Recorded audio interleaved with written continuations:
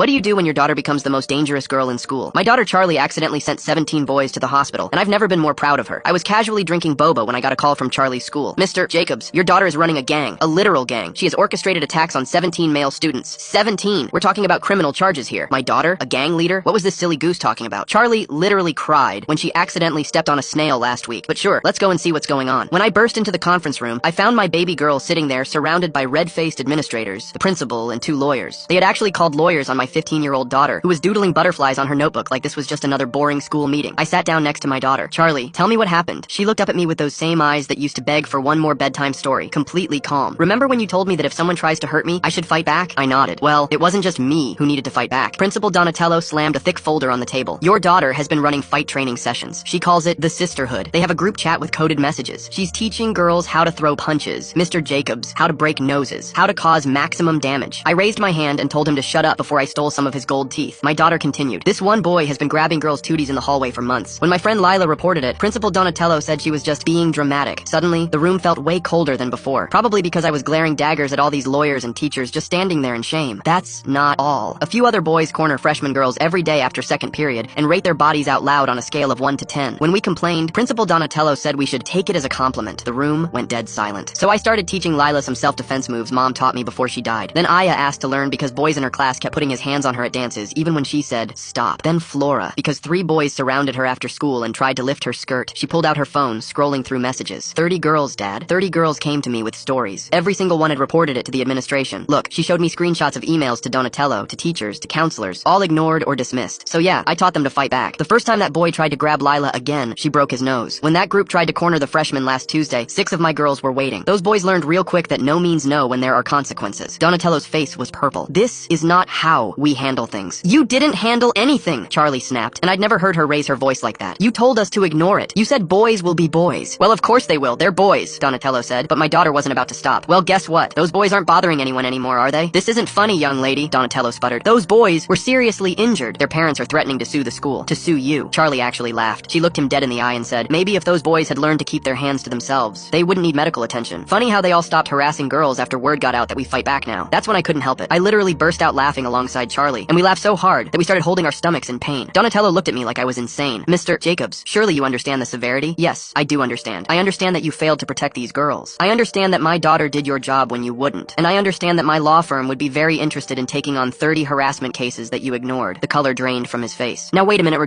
no. You wait a minute. You half-brained, self-absorbent piece of manure. I'm not done here. I'm coming back for everything you thought you built. It took me 2 weeks to get that principal fired and locked up, and Charlie spent that time printing our posters for the Sisterhood.